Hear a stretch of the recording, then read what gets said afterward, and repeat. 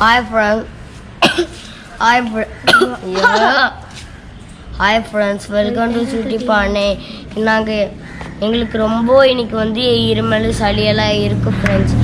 அதனால வந்து எங்கள் தாத்தா வந்து இன்னைக்கு நாங்கள் கூப்பிட்ருக்கோம்.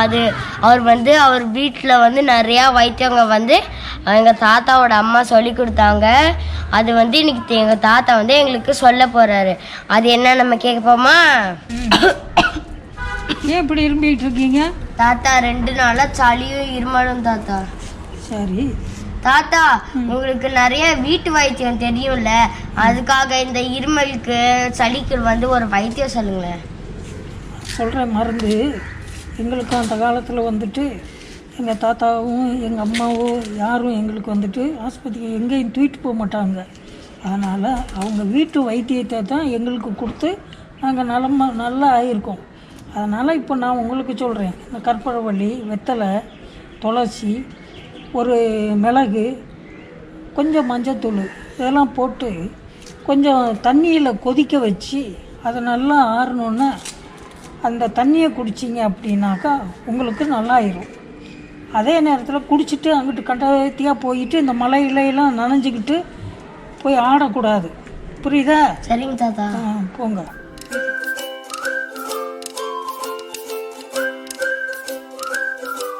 எங்க தாத்தா சொன்ன மாதிரி இந்த மூலிகை தண்ணிய எப்படி செய்யறோம்னு பாருங்க.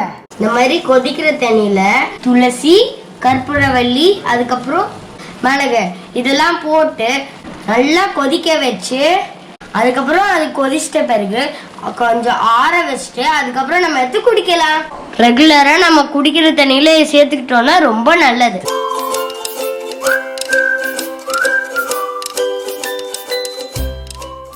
இந்த கஷாயத்தை வந்து சிறியோர் முதல் பெரியோர் வரையிலும் குடித்தோம் அப்படின்னாக்கா சளி காய்ச்சல் வந்திருந்தாலும் கூட நமக்கு அது குறைவாயிரும்.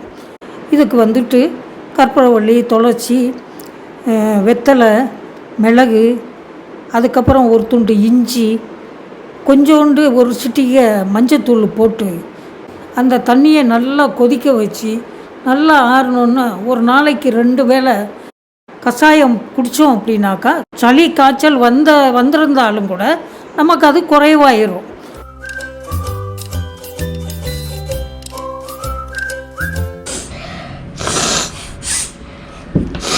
மூக்கு கொஞ்சம் ஃப்ரீயா இருக்கு. இத்தனை நாளா மூக்கு இப்படி அடிச்சுட்டு இருந்துச்சு. வாய்ஸே மாறிடுச்சுன்னா பாருங்க. இப்பதான் எனக்கு வாய்ஸ் நல்லா வந்திருக்கே. ஒண்ணுமே இல்லைல்ல? நல்லா இருக்கா? நல்லா இருக்கு. மூக்கடைப்பின்ஸ்ல எப்படி இருக்கு? நல்லா இருக்கு. இந்த எண்ணெயை காய்ச்ச தேவையான இன்கிரீடியன்ஸ்லாம் என்னன்னா, சுத்தமாக தேங்காய் எண்ணெய், கற்பூரம், மிளகு, ஓமம், அதுக்கப்புறம் ஒரு பல்லு பூண்டு. இதெல்லாம் தான் இந்த எண்ணெயை காய்ச்ச தேவையான இன்கிரீடியன்ஸ். இப்போ நம்ம எண்ணெயை எப்படி சேர்ந்து பார்க்கலாமா? இப்போ எண்ணெய் நல்லா சூடாயிடுச்சு. இப்போ வந்து தட்டி வச்சிருக்க பூண்டு, ஒரு மிளகு, ஓமம், இது வந்து நல்லா பொரிஞ்ச பிறகு ஆஃப் பண்ணிடலாம்.